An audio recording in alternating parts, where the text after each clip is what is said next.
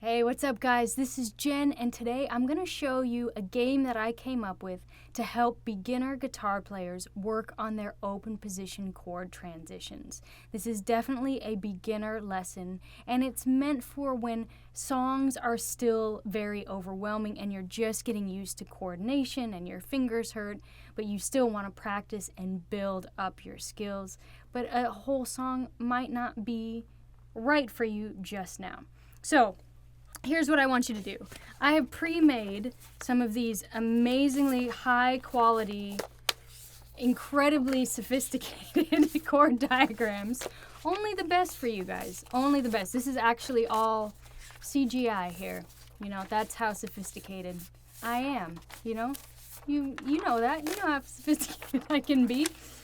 But make some chord diagrams for yourself, nice and big, especially if you're still working on the shapes and the shapes aren't memorized. And do the ones that you already have, or maybe a couple chords that you'd like to learn. Then all you've got to do, shuffle them up. Again, look at this. Using my hands, you know? This isn't an app, this is real life. I'm moving on, I'm ready. And pick two. So I'm just going to pick the one that was on the top, which is C and G. Great. That is incredibly common. So from there, just go back and forth. I know this seems very basic. That's the point. Back and forth. Now, from there, you get comfortable and you can either stay with that C chord and pick a different one at random. Oh my goodness, C to E. Woo! What's that gonna sound like? I don't know. Let's hear. C to E. Ooh, that's lovely. Maybe you wouldn't have thought of that on your own. Maybe there's a song that you're gonna learn in a couple years that has this, and you've worked on it already. But the point of this exercise is to jumble up your brain and jumble up your fingers and get you doing transitions that you wouldn't normally do in preparation for songs. So now let's just see.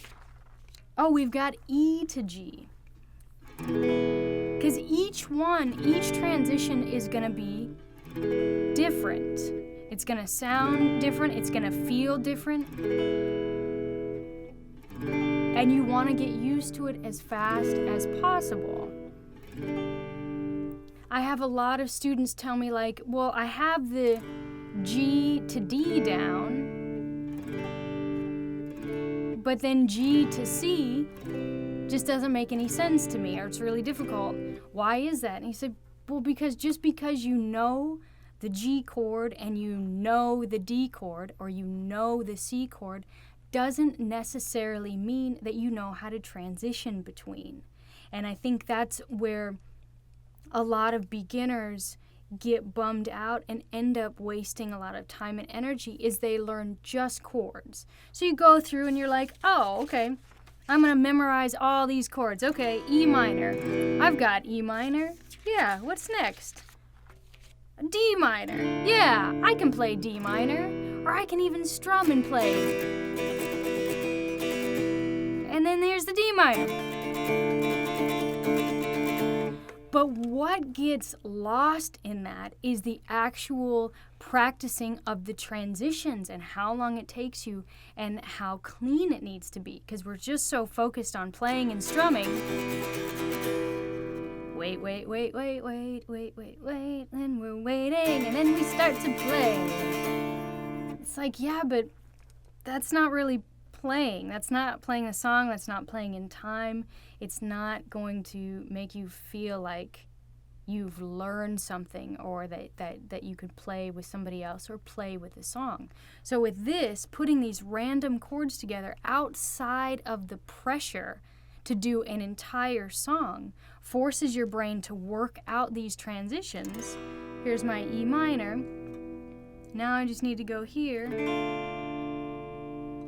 1, 2, 3, 4, 1, 2, 3, 4, 1. And you start getting comfortable with finger independence and moving in time. But what's also nice about this is that it's quick. I want it to be quick. I want you to get comfortable with it. Spend a couple days maybe on a few progressions, and then you move on. So again, we're not hounding in a song. We're like, okay, I've got E minor to D minor, but do you have D minor to A minor? You see how this can be a very fun but low pressure way to change chords and learn transitions, because you don't know until you get in there if you have it. But the important thing, the important next step, is that you're attaching a metronome to it or some kind of time. I just worked with a student who was learning a riff and got the idea of the riff pretty fast, and she said, she was like, oh, okay, I'm good, I got this. And I said, oh, hold on. Play it in time several times, and then you have it. And then that kind of threw her for a loop, because she felt like she had the idea of it, but then it's like, well, put it into context, put it into the song, speed up the song. Did she crash and burn? Just a little bit, but she got the hang of it. So I want to make sure that you're not just going, oh yeah, A minor, yeah, D minor, yeah, whatever. Okay, that's easy. But can you play it 1 and 2 and 3 and 4 and 1, 2? Challenge yourself rhythmically, or 1 and 2 and 3 and 4 and 1, 2, 3, 4. That is the crucial next step, is put it to time.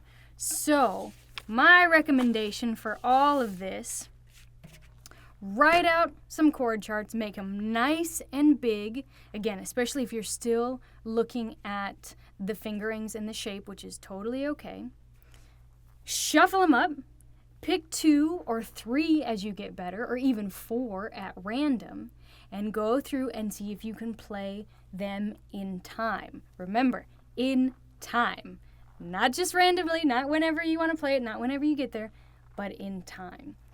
Then, as you are learning new chords, so let's just say, what do we have in here? Let's just say this E was a brand new chord for us, right? Just added it to the mix. You've got E. Then you can do all your variations with E at the top. So you say, can I play E, 2, 3, 4 to D minor? Start moving your tempo. 4, 1, 2, 3, 4, 1, 2, 3, 4. You're like, yeah, I feel great about that. Now can I do E to E minor? 2, 3, 4, 1. Oh yeah, that feels super easy. But it's giving you the confidence to know that you can switch chords.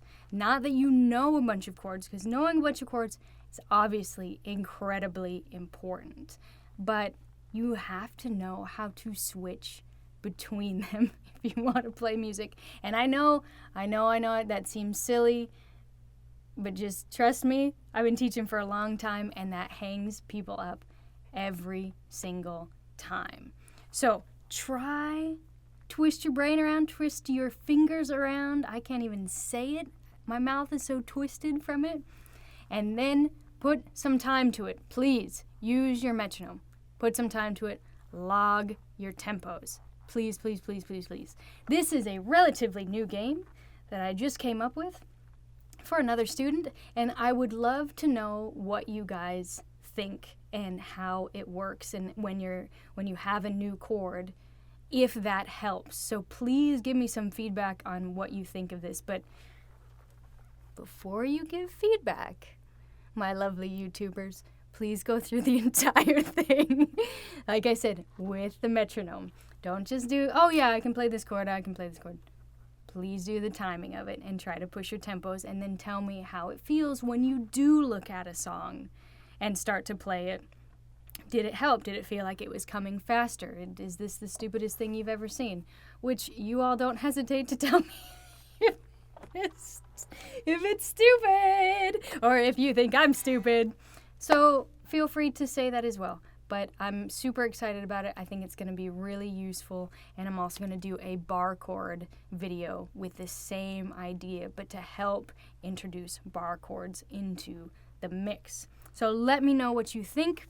This experiment is sponsored by Patreon, my patrons on Patreon. So they help me to put these videos out every month, and I so appreciate it. And if you're interested in figuring out how to fund more of my guitar teaching experiments, basically the nonsense that goes up in here to try to help you guys, then please go to www.patreon.com/JenTrani and see if there's a way that you want to help support financially. I think that's it. Let me know how it goes. Good luck. Metronome. Metronome. Please, guys. Please. Use your metronome with this. Please.